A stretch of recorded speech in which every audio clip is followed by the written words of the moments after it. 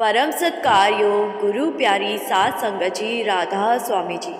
सात संगत जी, डेरे से वापस लौटते वक्त एक परिवार की कार जब पलट गई तो उस समय आसपास के लोगों ने जो जानकारी दी वो हैरान कर देने वाली थी जी। और इस परिवार को वो सब सुनकर सबसे ज़्यादा हैरानी हुई थी जी। इस घटना को पूरा समझने से पहले हमारी संगत जी से विनती है जी कि वीडियो के बाद कमेंट में राधा स्वामी लिखकर ही यहाँ से जाया कीजिए जी। सात संगत जी, जब बाबा जी का सत्संग होता है तो लोग अपने काम का छोड़कर सत्संग सुनने के लिए जाते हैं जी। और कामकाजी लोगों के लिए 2 दिन का समय निकालना थोड़ा मुश्किल हो जाता है जी। लेकिन अपने सद्गुरु के दर्शनों की तड़प में लोग कैसे भी करके समय निकालते हैं जी और डेरे पहुंच जाते हैं जी। और जो लोग दूर से आते हैं वो आधी रात को ही अपने घर से निकल पड़ते हैं जी, जिससे कि सुबह समय पर डेरे पहुंच सके जी। जिस परिवार के साथ ये घटना हुई वो पानीपत का रहने वाला है जी। और ये लोग शुक्रवार की रात को डेरे के लिए निकले थे जी। जो लोग डेरे जा रहे थे उनमें पति पत्नी और पत्नी का भाई था जी। कुल 3 लोग अपनी कार से डेरे के लिए निकले थे जी। जब इनसे पूछा गया कि आप रात के समय किस लिए निकले थे तो इन्होंने बताया कि हम तीनों ही नौकरी करते हैं और बड़ी मुश्किल से एक ही दिन की छुट्टी मिल पाती है। तो हमने सोचा कि शुक्रवार की आधी रात को डेरे के लिए निकलेंगे और शनिवार की सुबह समय पर वहां पहुंच जाएंगे। पत्नी ने बताया कि मेरा भाई पानीपत के पास ही गांव में रहता है और वो शुक्रवार की रात तक हमारे घर पहुंच गया था। और रात को जब निकले तो जो अनुमान हमने लगाया था उस अनुमान के हिसाब से हम सुबह समय पर डेरे पहुंच गए थे। वहां हमने बाबा जी के ओपन कार दर्शन की और शाम के समय सवाल जवाब कार्यक्रम भी अटेंड किया था जी। अगले दिन इतवार था तो हमें नौकरी पर जाने की कोई टेंशन नहीं थी। उस समय हमने सोचा कि हम कल आराम से सत्संग सुनकर और लंगर खाकर डेरे से निकलेंगे।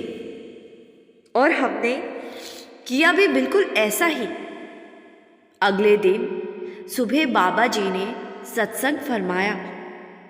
हम तीनों ने सत्संग सुना और सत्संग के बाद हमने भोजन भंडार में खाना खाया और उसके बाद लगभग दोपहर के 3 बजे हम डेरे से निकल पड़े थे।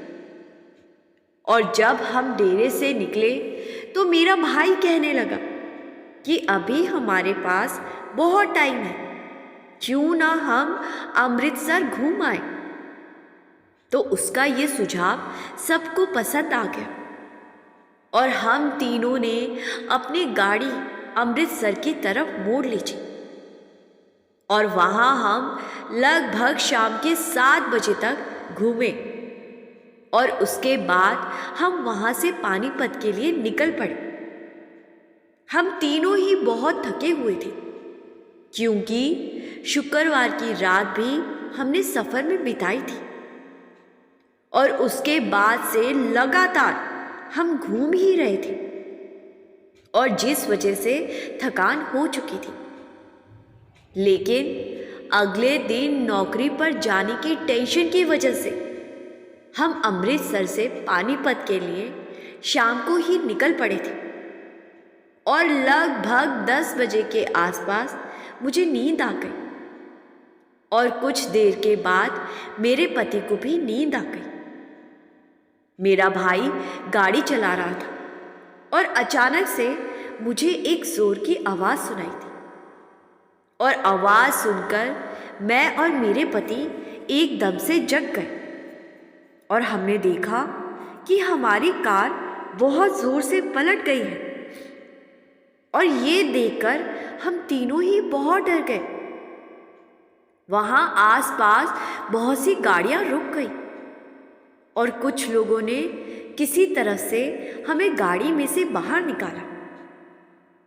जब लोगों ने हम तीनों को गाड़ी में से बाहर निकाल दिया तो वो लोग कहने लगे कि अभी एक और है गाड़ी में, फटाफट उसको भी निकालते हैं। मैंने देखा कि हम तीनों तो यहाँ बाहर बैठे हैं, फिर ये लोग और किसी की बात कर रहे हैं जो गाड़ी में अभी भी है। जब लोग फिर से गाड़ी के पास पहुंचे तो लोगों ने मिलकर हमारी गाड़ी को सीधा कर दी और वो हमसे कहने लगे कि आपके साथ जो चौथे थे वो कहाँ गए। मैंने उनसे कहा कि हम तो 3 ही लोग थे। तो वो लोग कहने लगे कि लेकिन जब आपकी गाड़ी पलटी थी तो उस समय हमने खुद देखा था कि गाड़ी में कुल 4 लोग हैं।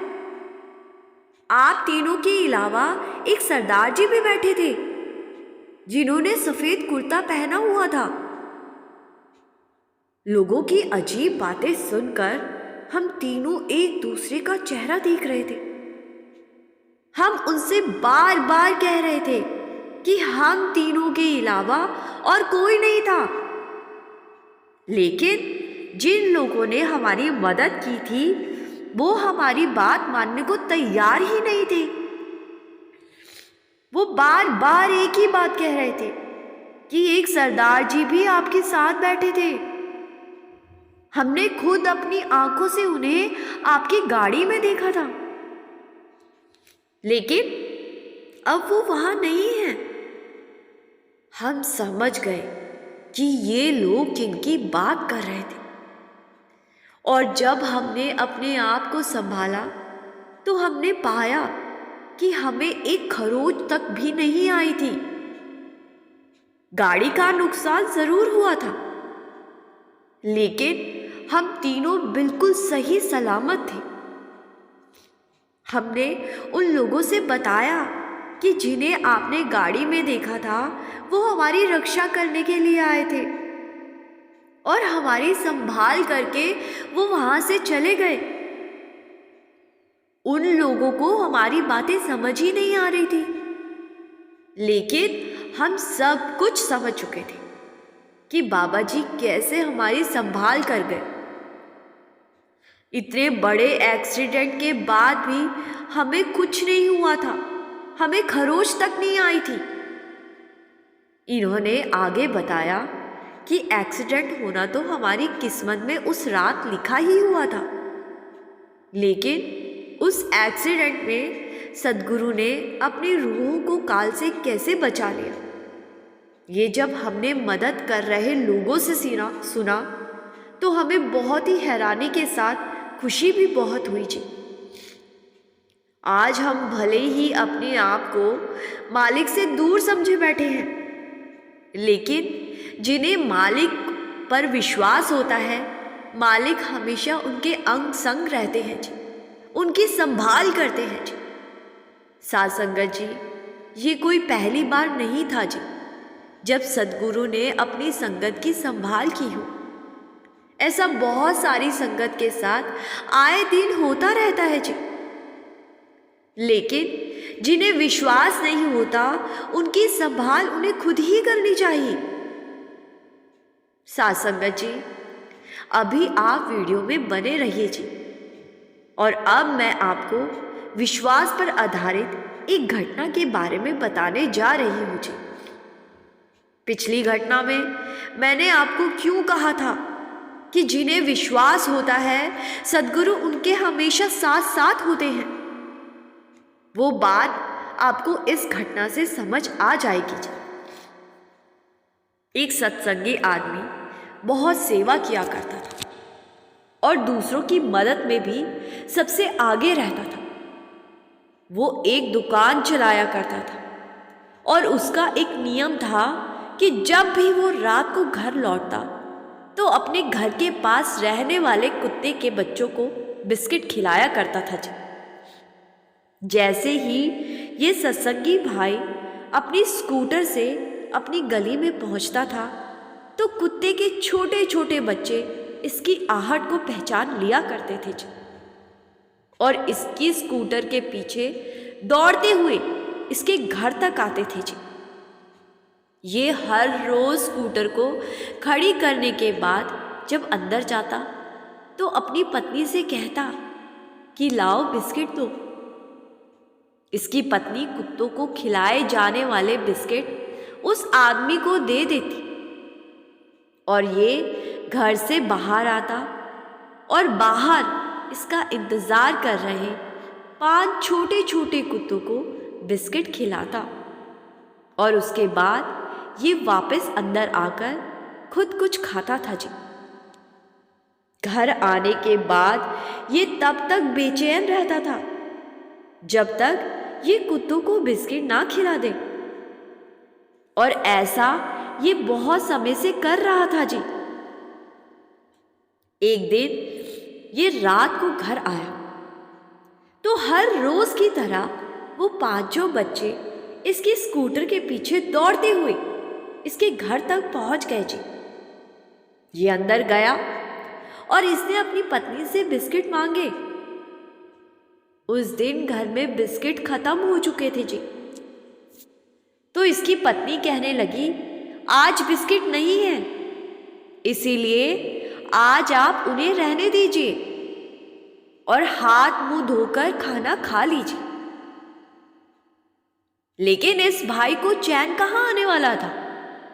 ये रसोई में गया और इसने देखा कि इसकी पत्नी ने गरम गरम रोटियां बना रखी थी।